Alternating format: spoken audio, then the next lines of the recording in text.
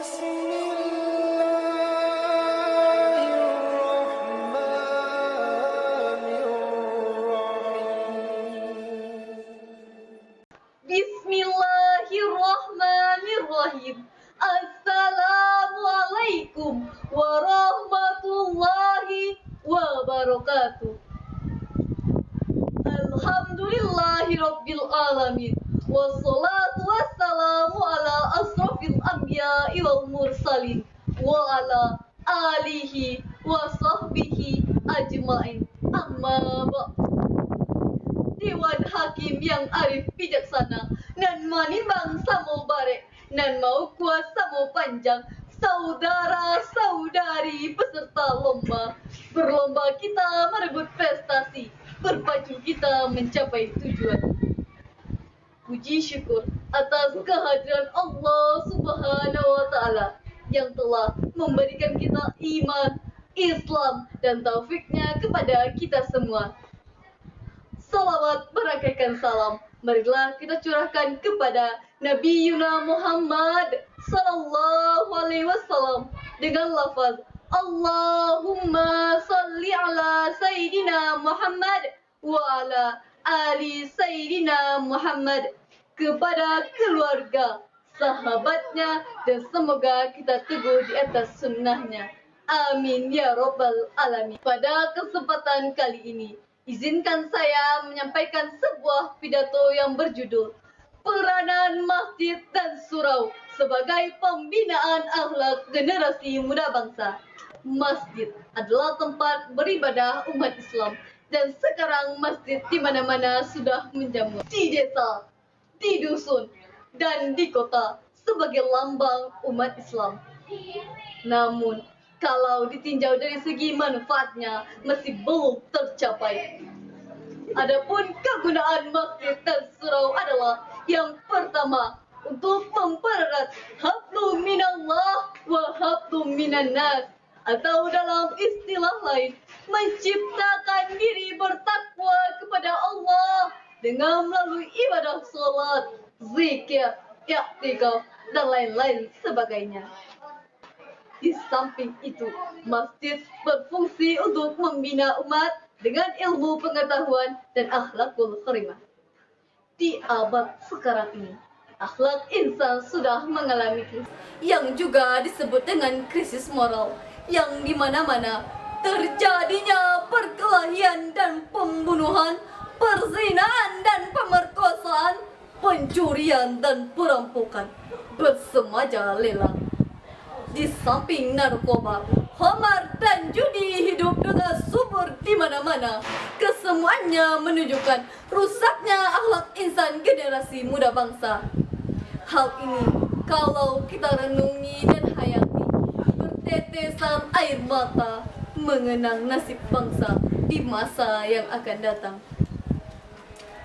Dewan Hakim yang dirahmati Allah, berapa pimpinan dan pemerintahan kita telah mencoba merubah dengan kekuatan, namun hasilnya jauh dari yang diharapkan.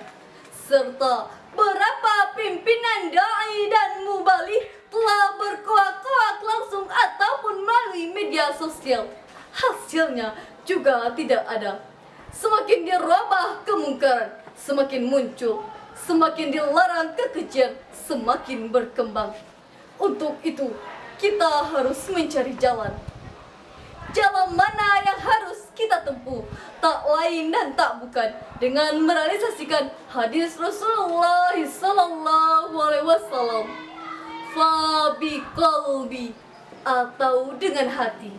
Karena hati adalah sentral dari segala amalan, perbuatan, tingkah laku, semuanya lahir dari bisikan hati.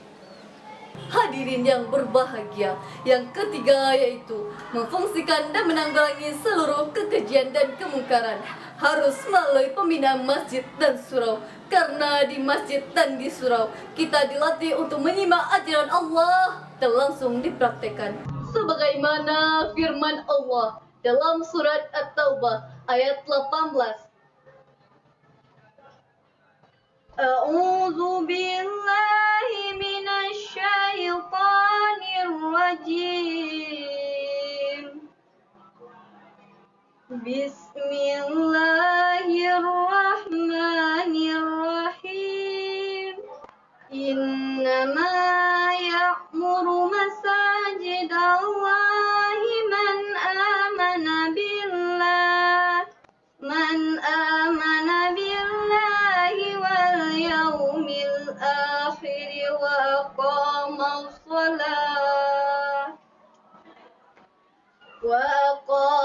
salata wa ata zakata wa lam yakhsha illallah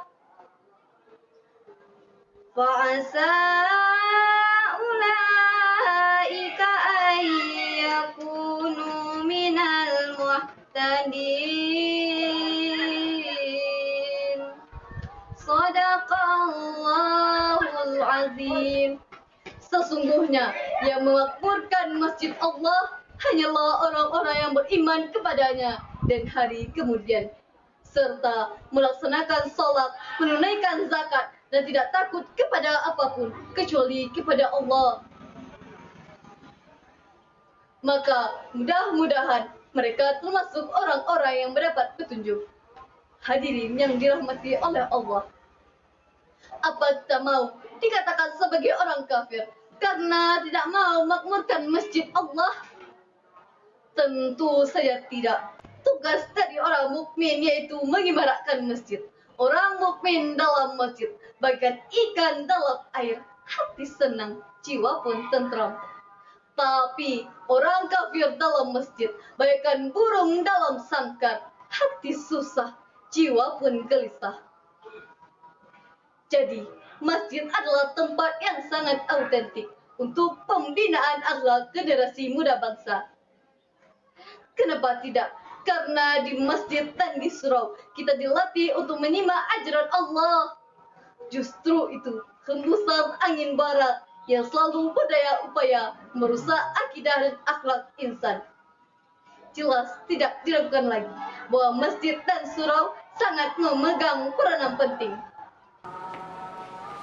Jadi, kesimpulannya adalah manfaat dari memakmurkan masjid Allah. Yang pertama, mempererat hablum minallah wa hablum minan nas. Yang kedua, untuk memfungsikan dan menanggulangi seluruh kekerasan dan kemungkaran. Yang ketiga, untuk menanggulangi seluruh kekejian dan kemungkaran. Allah banyak cuba dak masak, ketah joduri tak nama hilang. Allah banyak musajid tagak, budi agamu pertama hilang. Allah banyak musajid tagak, indak bau ni apa gunanya. Penyakit masyarakat kamari tampak, di surau dan musajid ada ubeknya. Tidak ada awalan tanpa adanya akhiran. Oleh karena itu, saya akhiri pidato saya sampai di sini. Jika ada ucapan ataupun tutur kata saya yang kurang berkenan di hati hadirin sekalian, saya mohon maaf yang sebesar-besarnya. Billahi fisabil haq fastabiqul khairan. Wassalamualaikum warahmatullahi wabarakatuh. Saya Devina Ananda Putri dari MTSN 3 Tanah Datar. Terima kasih.